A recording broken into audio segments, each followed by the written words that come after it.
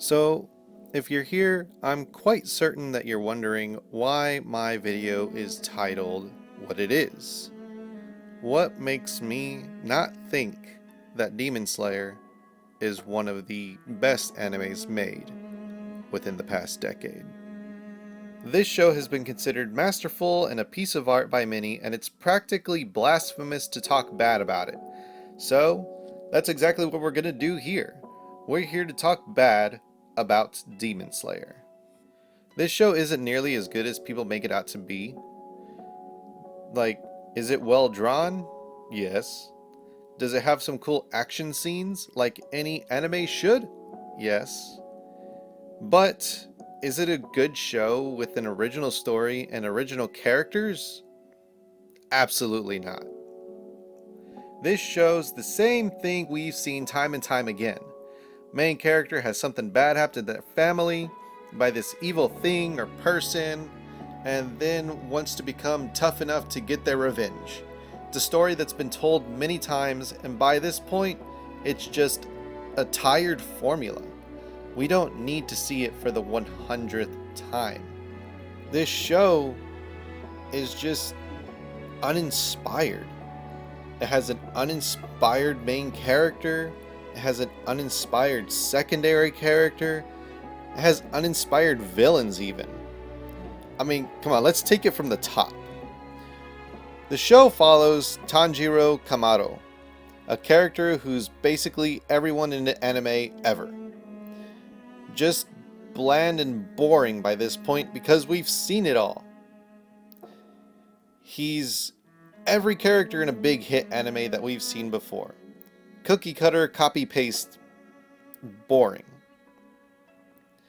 And if you want any examples, they're right here. Eren Yeager. He's a teenage boy whose mom was eaten by titans that influenced him to go out and become a titan killing machine to exact revenge on the titan that killed his mom. Ring any bells? Same thing as Tanjiro. His family got murdered by demons. Then he was kind of able to save his sister, I think. I really don't know how that worked out. I mean, it's just weird. And then he goes out, gets trained to kill the demons, and then goes out and does his thing.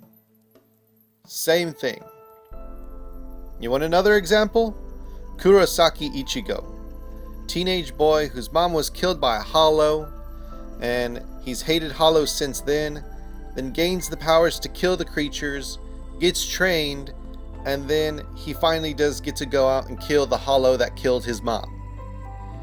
The whole hollow killing thing for revenge isn't the arc of the series, but it happens in the show.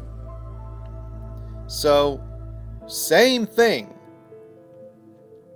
We've seen this character already many years ago. He's not a special character. He's someone we've seen before. So why do we need to see it done again? The worst part is that it's being rewarded and treated as if it's the first time that it's been done. Now, we talked about the sister a little bit. She's the bland secondary character. Just boring. Because Nezuko is literally just the second half of what the characters I just pointed out is.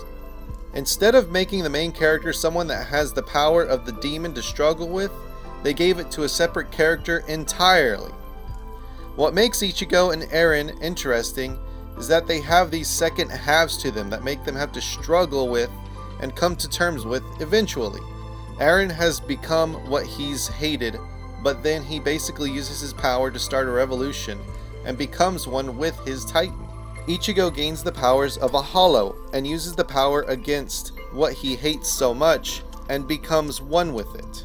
They completely ripped this away in Demon Slayer and just created a boring character who just rages randomly and then hides in a box for the rest of the time. She's a boring, bland character and it just doesn't work. I get that they want the main character to have something to fight for, but it's just a piss poor excuse to have a cute character that doesn't do anything. It's just boring. She's a nothing character. Just goes out and saves him every now and again. And then it's just an excuse to have these arguments about why she kept alive. Well, that's his sister, blah blah blah. Meh meh meh, he's going against the grain. It's just boring whenever he's arguing for it because of someone else instead of to prove himself that he is different with the power that he has. Now they have these characters that are generic as well, like Tough Guy with the boar on his head, and Armin from season 1 of Attack on Titan that's just annoying, whines all the damn time and is like electric powered or something, and it's stupid. But I'm not even going to get into that because they're basically nothing characters. So there's no point in going in there and talking about them. Now, we talked about the mains and the good guys and their motivations and stuff like that. So we're going to get into the villains, because even the villains are boring, generic characters. They're nothing. And we have the main bad guy, whose name I don't care to remember because he shows up for 30 seconds, and we've seen his personality before. He's just calculated, supposedly philosophical, I'm doing this for a cause bad guy. We've seen it before. In Hunter x Hunter, it's Hisoka Moro. The clown guy. He's just that weird, calculated, kind of suave character. We've seen it with Aizen from Bleach. We've seen it with Orochimaru from Naruto. This bad guy that they've created in Demon Slayer, he's just another bland, overused character who thinks that they're some next coming of Jesus or something, and so they have to act like they're all high and mighty. And then there's his gang or squad or group of bad guys that he's assimilated together, and they're just boring bad guys with these sad sap supposed to make you feel bad about them sort of backstory. It's like whenever you kill somebody in Assassin's Creed and then you get that moment whenever you're holding them down, whenever you're holding them and they're breathing their last breath explaining who they are to you or something. That's exactly what it is whenever you kill these bad guys in the damn show. They die and then, oh, flashback. And you're supposed to feel bad just before they die or something. We've seen that crap before. All the bad guys in all these shows get these sad sap backstories. So why follow through with that formula again? Just give us these cool bad guys. We got that in Dragon Ball Z. We got cool bad guys. We don't have to feel bad for every single damn one of them. Just give us a fun bad guy that we can kind of relate to in a way, I guess. I don't know. They're the writers. They're smarter than this. They got a high budget. They can get these people to write good characters. It's possible. And then they're numbered. Why do they have to be numbered? We've seen the numbered thing before, or the group of bad guys before, with the homunculus in Fullmetal Alchemist, or the hollows from Hueco Mundo in Bleach. They're even numbered in Bleach. They're just, I don't know why they have to do that. They don't need to be numbered. It's just overused, boring, bland, and we know that these writers are better than this. Oh. The show is not as good as everyone's making it out to be. The story's generic. Boy's family gets killed by evil things and is scarred for life because of it. Boy goes to learn how to kill the evil things. He goes into training. And then suddenly the evil things are more than they anticipate, and they're organized, and there are all these other things that all of a sudden he's figuring out they're bigger than what they really are. And we've seen that before. And then, just as the bad guys are getting more organized and bigger than we expected, they come in with this league of people who are better at this sword fighting than this boy is.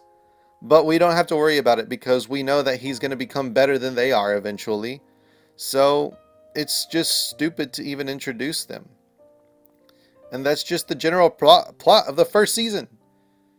That's the whole first season. It's stupid. It's boring. It's bland. It's overdone. Now, if there was ever a reason I stopped watching anime so much, it's because of shows like this. I got tired of the formula that was created way back when with shows like Naruto, Bleach, Dragon Ball. But, I mean, I get why it's successful. We want to see a main character who's down and out in their luck. And we want to cheer them on for them to rise to the top so that we love it when they succeed.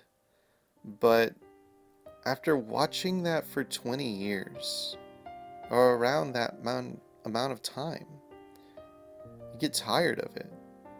You get tired of the same old formula, and you want something different. I was really hoping that Demon Slayer was going to be something special. I jumped in at episode 19 when everybody was talking about that big moment. That moment that made Demon Slayer special for everybody. But after watching that first episode, I knew exactly what I was getting into. I was not really excited at all after that. I got to episode 19 with all the hype and everything that led up to that moment, with reading the comments and the videos and on Reddit and everything like that. That moment just felt underwhelming. It was just another moment that was trying to be deep, trying to be awesome, and it just fell flat. And it saddens me that it was such a generic, factory turned out show in the end. I don't know if anyone's made it this far into the video, but if you did, I do want to go out with this. By no means is the show the worst anime I've ever seen. I haven't said in this that it's garbage or the worst show I've seen, just that it's basically generic and boring and bland, uninspired. It's nothing special, but I can see people growing up with this being their Bleach or Naruto. The show does look good artistically. It looks very pretty. I just wish that surrounding that art was a better story and more inspired characters. If I was to rate Demon Slayer, I would give it a 5 out of 10. Not the worst anime, but it's not the best.